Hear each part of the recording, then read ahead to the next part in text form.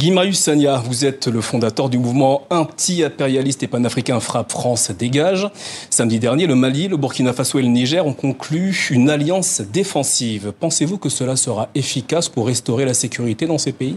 Je salue cette alliance pour faire face au terrorisme auquel ils sont confrontés, pour faire face aussi à la menace de la CEDEAO qui, sous les ordres, sous la dictée de la France, voudrait attaquer le Niger, voudrait attaquer tous ces pays-là. Je pense que c'est une bonne chose qui va dans le sens du progrès et j'espère qu'ils arriveront à faire face en attendant que le Sénégal puisse sortir du néocolonialisme français, qu'ils pourront faire face aux défis auxquels ils sont confrontés. Guy Marius Sagna, député, membre du PASTEF, que ferez-vous si la Cour de justice de la CEDEAO rejette les requêtes déposées aujourd'hui par les avocats de l'opposant Ousmane Sonko? Nous estimons que le président Ousmane Sonko est toujours électeur et éligible. Il est notre candidat, notre seul et unique candidat.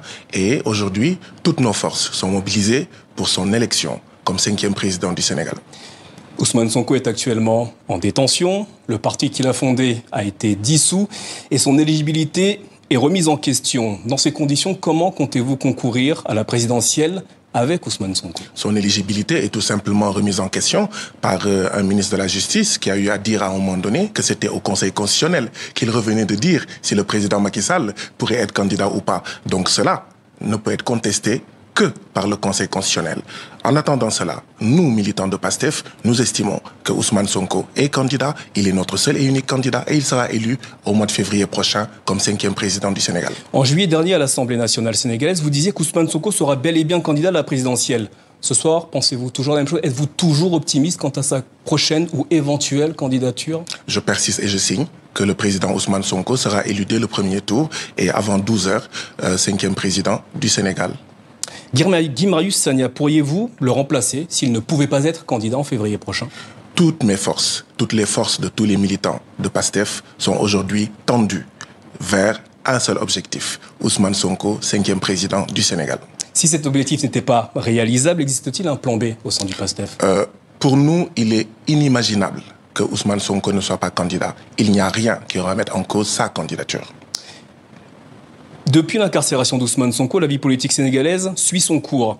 Est-ce à dire qu'il ne suscite plus autant d'intérêt auprès des Sénégalais, des électeurs sénégalais?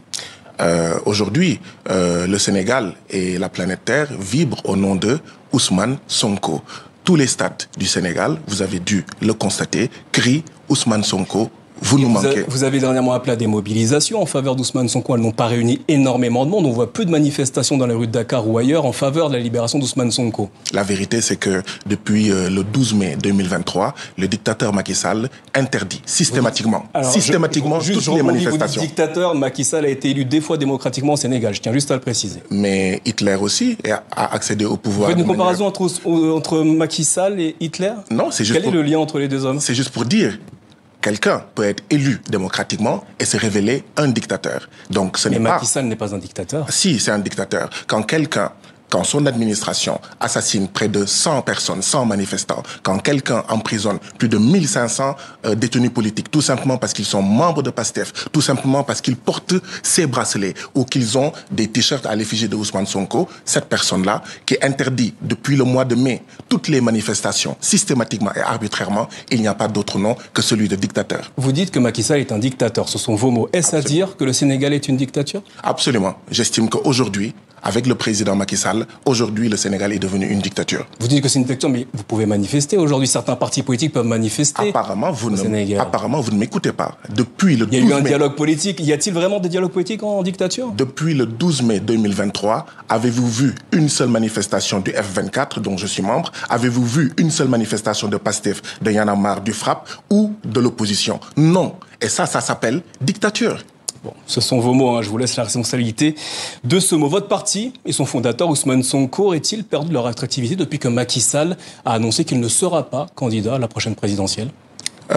Ce n'est pas en fait un manque d'attractivité quand en fait aujourd'hui dans toutes les localités du Sénégal, la jeunesse, le peuple sénégalais crie Ousmane Sonko, vous nous manquez.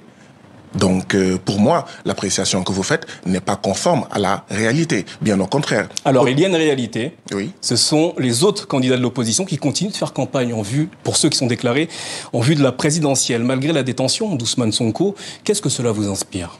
Mais une seule chose. Si le président Sonko était ici, il nous rappellerait un seul mot. Focus.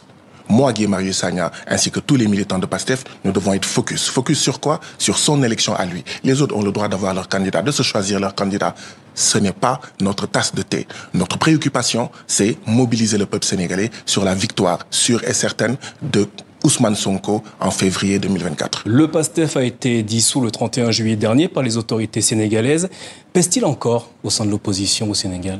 Mais nous le saurons au mois de février 2024.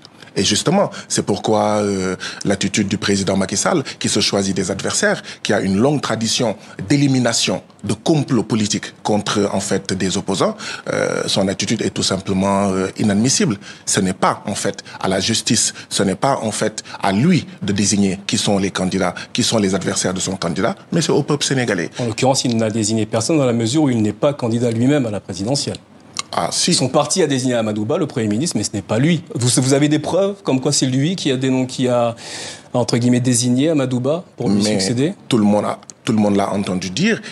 Tout le monde a entendu dire que les candidats de l'APR lui ont donné carte blanche. Donc évidemment, si il a été accordé une carte blanche au président Macky Sall, il est évident que celui qui a été désigné l'a été par lui.